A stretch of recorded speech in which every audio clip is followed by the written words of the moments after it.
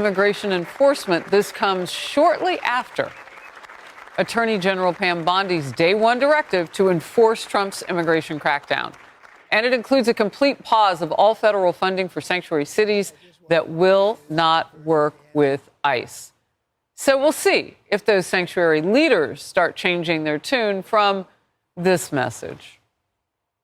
We will stand up for anybody who is standing up for the law. If it's contrary to our values, we will fight to the death. We're going to defend the people of this city. Every tool in the toolbox has got to be used to protect our citizens, to protect our residents, and protect our states, and certainly to hold the line on democracy and the rule of law. We're not going to be bullied or blackmailed out of our values in Denver. So they're going to break the law. Interesting. Because they have bigger hearts? Is that how that works? Last hour on the Faulkner Focus, I spoke with Trump's border czar, Tom Homan. For any mayor or governor who doesn't want public safety threats removed from the communities, I find it hard to believe that. But we're going to do it, with or without them. If they're not going to help, get out of the way. But don't cross that line. Do not impede our operations. Do not knowingly conceal or harbor an illegal alien, because we will seek prosecution. We're going to do what the President promised American people. We're going to make our communities safer by targeting those who are in the country illegally that have criminal record or a public safety threat. That's what we're doing.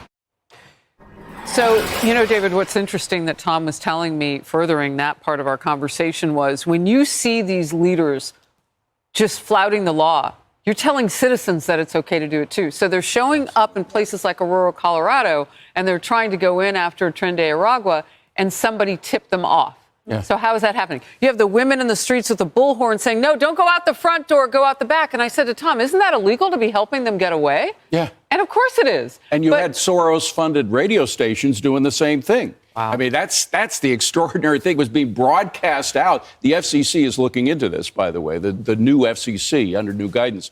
I want the FBI to look into it. Well, they probably will. But the bottom line is Pam Bondi's got a lot on her table right now. Does. Not only is she dealing with this issue, but it all comes under the same rubric.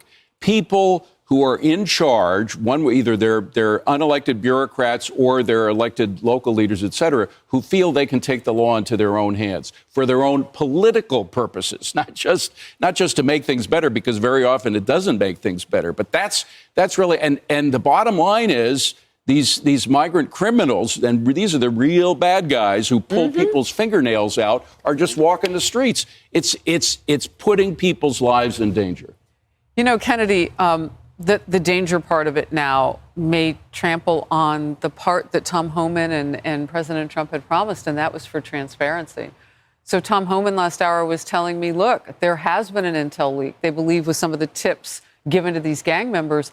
And he said, you know, we want those reporters with us, but how can we do that? So there's a suspicion that they have to now get to the bottom of to give the rest of us transparency. Sounds like something Democrats might love if we can't see what's going on. Yeah, I mean, it's unfortunate because there are certain actors who are working in concert with each other to protect people. And, you know, when some of these lawmakers and governors and mayors talk about, like, our citizens, our residents, it's like, that's who you're protecting? Yeah. Like, you know, you have 87% of people, according to Michael Goodwin's reporting in the New York Post, who are in favor of deporting criminal illegal aliens. And they're not talking about people who are seeking asylum, who are looking to work and to better themselves in this country. You have to make a very strong differentiation. We're talking about people who are in transnational criminal gangs who would love to take over entire neighborhoods. They wish to harm and murder and extort and do whatever they can to enrich themselves. And then with that money, they are paying people off to make sure that they are tipped so they can keep themselves safe. So they are trying to cut off the process, cut the chain, so that doesn't continue to happen, so people can enjoy basic safety in this country. You know, Jerry, this tells me how long this has been going on and how deep these cartels and gangs were able to get their tenants into our society without anybody bothering them. Well, and it's astonishing. You know, when I heard the Bondi was going to be doing this incredible role, my shoulders came down a little bit because, like all of you guys, I walk through Midtown Manhattan all the time. The Roosevelt Hotel is right over here, full of people who are here illegally. And it's just anxious even in this city. Yeah. And I know that people out there are nervous, they're scared. And the idea that she's going to come in and make some changes, I hope she can. I hope she does. I hope she's empowered to do it. So, Emily, talk to me about what people like Governor Hochul and some of these Democrat governors can do. They're ignoring the voters.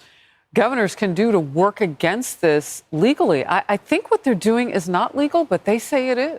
It's not, and it's not reflective of what Americans want, to your point. I think it's, frankly, hilarious, tongue-in-cheek, that the cartels are sitting back and watching these feckless sort of, liberal, bleeding hearts types with their big microphones in the parking lots, the governors that just want to curry favor with a very extreme tiny bit of their voters, doing the bidding of these ferocious, violent cartels that have brought such violent criminal acts on the forefront of our territory. And if there's one thing that I've learned, that any of us has learned through history, it is that actually the federal government wins. When we play the power game, believe me, the Fed wins over the states. The microcosm happening in California, let's take San Jose County, where Bambi Larson, for example, was murdered, bludgeoned to death by an illegal immigrant with a recidivist criminal history, multiple detainer requests. In that county alone, there are about 1,000 per year detainer requests that the city ignores, 30 of whom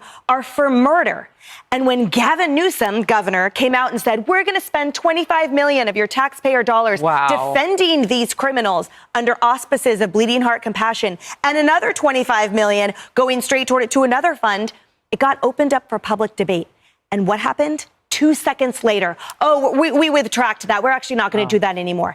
The instant it was open to the weigh-in by the voters, they extinguished the offer. But that's the delusion coming out of these governors. Well, look, this is open to the voters. November 5th, they said, and now 87% want the worst to go first. I mean, it's hard to get 87% of anybody to agree on anything. Right. So they've spoken. I just don't understand why these Democrat leaders won't listen to them. And the activists, of course, in the streets. Time is running out for federal workers to take up President Trump's buyout. It's an offer that expires at midnight. We'll get into it.